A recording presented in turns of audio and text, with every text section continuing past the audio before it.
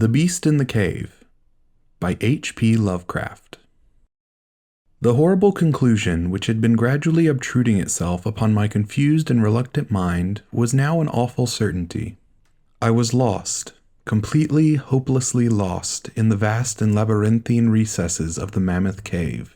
Turn as I might, in no direction could my straining vision seize on any object capable of serving as a guidepost to set me on the outward path. That nevermore should I behold the blessed light of day, or scan the pleasant hills and dales of the beautiful world outside, my reason could no longer entertain the slightest unbelief. Hope had departed. Yet, indoctrinated as I was by a life of philosophical study, I derived no small measure of satisfaction from my unimpassioned demeanor, for although I had frequently read of the wild frenzies into which were thrown the victims of similar situations, I experienced none of these, but stood quiet as soon as I clearly realized the loss of my bearings. Nor did the thought that I had probably wandered beyond the utmost limits of an ordinary search cause me to abandon my composure even for a moment. If I must die, I reflected, then was this terrible yet majestic cavern as welcome a sepulchre as that which any churchyard might afford, a conception which carried with it more of tranquillity than of despair. Starving would prove my ultimate fate, of this I was certain. Some, I knew, had gone mad under circumstances such as these, but I felt that this end would not be mine. My disaster was the result of no fault save my own, since unbeknownst to the guide I had separated myself from the regular party of sightseers, and, wandering for over an hour in forbidden avenues of the cave, had found myself unable to retrace the devious windings which I had pursued since forsaking my companions. Already my torch had begun to expire. Soon I would be enveloped by the total and almost palpable blackness of the bowels of the earth. As I stood in the waning, unsteady light, I idly wondered over the exact circumstances of my coming end. I remembered the accounts which I had heard of the colony of consumptives who, taking their residence in this gigantic grotto to find health from the apparently salubrious air of the underground world, with its steady uniform temperature, pure air, and peaceful quiet, had found instead death in strange and ghastly form. I had seen the sad remains of their ill-made cottages as I passed them by with the party, and had wondered what unnatural influence a long sojourn in this immense and silent cavern would exert upon one as healthy and vigorous as I. Now, I grimly told myself, an opportunity for setting this point had arrived, provided that want of food should not bring me too speedy a departure from this life. As the last fitful rays of my torch faded into obscurity, I resolved to leave no stone unturned, no possible means of escape neglected. So summoning all the powers possessed by my lungs, I set up a series of loud shoutings, in the vain hope of attracting the attention of the guide by my clamor. Yet, as I called, I believed in my heart that my cries were to no purpose, and that my voice, magnified and reflected by the numberless ramparts of the black maze above me, fell upon no ears save my own. All at once, however, my attention was fixed with a start as I fancied that I heard the sound of soft approaching footsteps on the rocky floor of the cavern. Was my deliverance about to be accomplished so soon? Had, then, all my horrible apprehensions been for naught? And was the guide, having marked my unwarranted absence from the party, following my course, and seeking me out in this limestone labyrinth? Whilst these joyful queries arose in my brain, I was on the point of renewing my cries, in order that my discovery might come the sooner, when in an instant my delight was turned to horror as I listened. For my ever-acute ear, now sharpened in even greater degree by the complete silence of the cave, bore to my benumbed understanding the unexpected and dreadful knowledge that these footfalls were not like those of any mortal man. In the unearthly stillness of this subterranean region, the tread of the booted guide would have sounded like a series of sharp and incisive blows. These impacts were soft and stealthy, as of the padded paws of some feline. Besides, at times, when I listened carefully, I seemed to trace the falls of 4 feet instead of 2 feet. I was now convinced that I had by my cries aroused and attracted some wild beast, perhaps a mountain lion which had accidentally strayed within the cave. Perhaps, I considered, the Almighty had chosen for me a swifter and more merciful death than that of hunger. Yet the instinct of self-preservation, never wholly dormant, was stirred in my breast, and though escape from the oncoming peril might but spare me for a sterner and more lingering end, I determined nevertheless to part with my life at as high a price as I could command. Strange as it may seem, my mind conceived of no intent on the part of the visitors save that of hostility. Accordingly, I became very quiet, in the hope that the unknown beast would, in the absence of a guiding sound, lose its direction as I had, and thus pass me by. But this hope was not destined for realization, for the strange footfalls steadily advanced, the animal evidently having obtained my scent, which in an atmosphere so absolutely free from all distracting influences as that of the cave could doubtless be followed at great distance.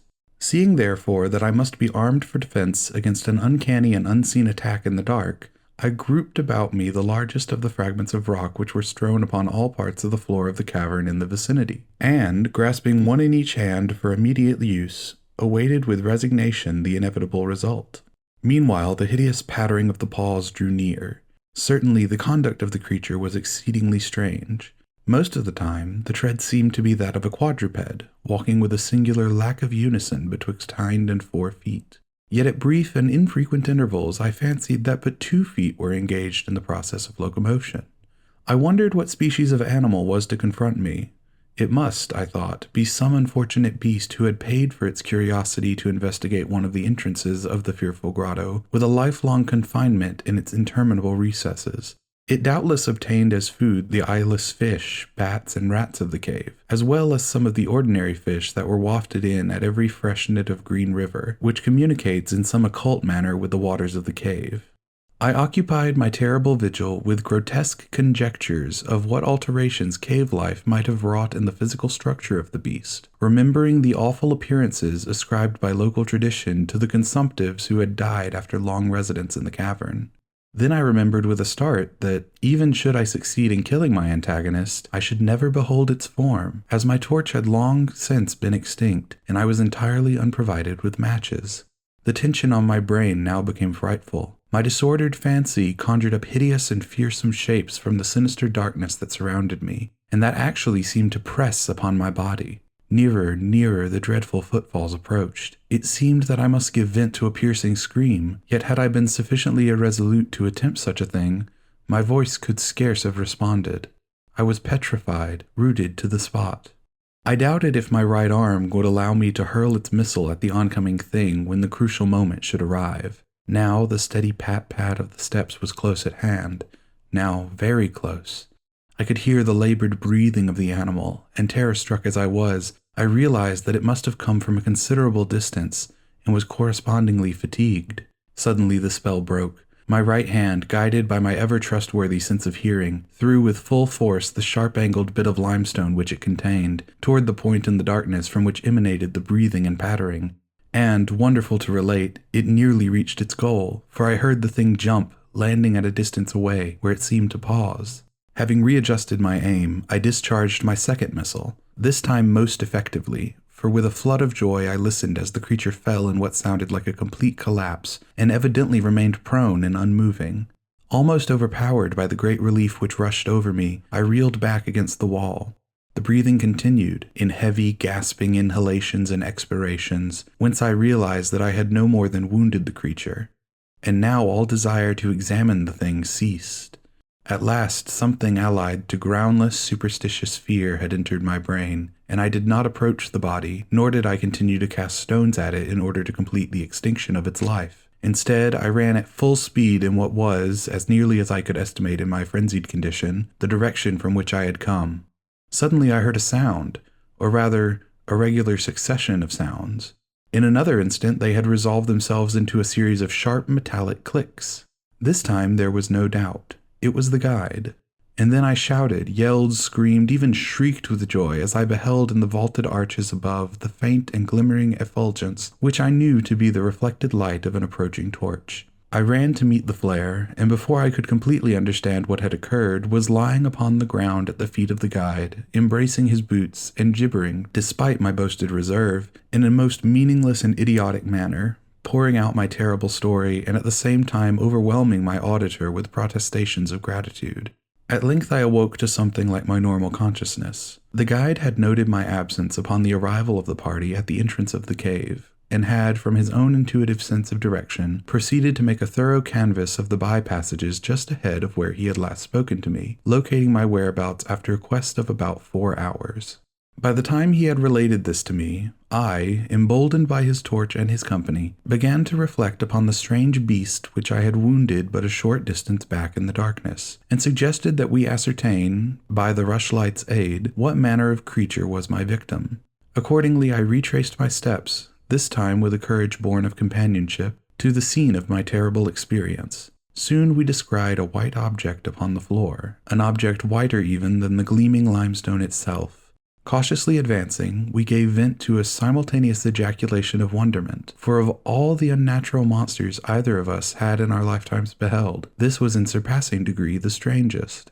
It appeared to be an anthropoid ape of large proportions, escaped, perhaps, from some itinerant menagerie. Its hair was snow white, a thing due no doubt to the bleaching action of a long existence within the inky confines of the cave. But it was also surprisingly thin, being indeed largely absent save on the head, where it was of such length and abundance that it fell over the shoulders in considerable profusion. The face was turned away from us, as the creature lay almost directly upon it. The inclination of the limbs was very singular, explaining, however, the alteration in their use which I had before noted, whereby the beast used sometimes all four, and on other occasions but two for its progress. From the tips of the fingers or toes, long nail-like claws extended. The hands or feet were not prehensile, a fact that I ascribed to that long residence in the cave, which, as I before mentioned, seemed evident from the all-pervading and almost unearthly whiteness so characteristic of the whole anatomy.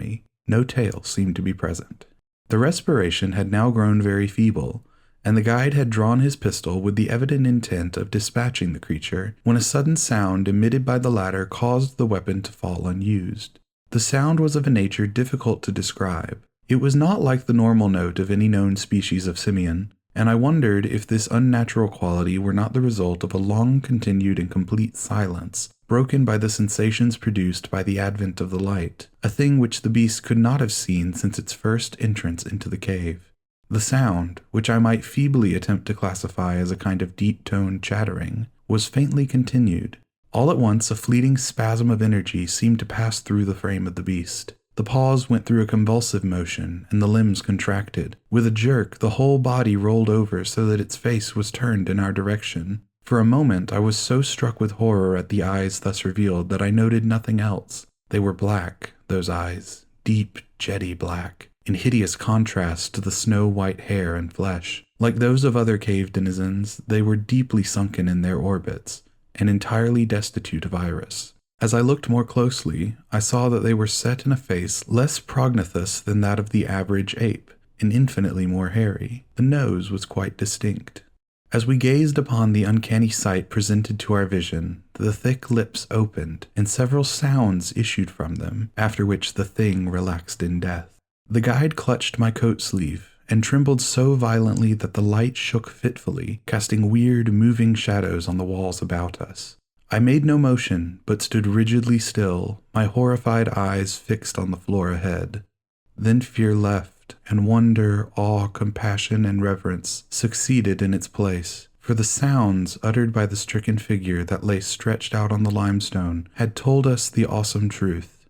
The creature I had killed, the strange beast of the unfathomed cave was, or had at one time been, a man. This has been The Beast in the Cave by H.P. Lovecraft, read by Drake McDonald.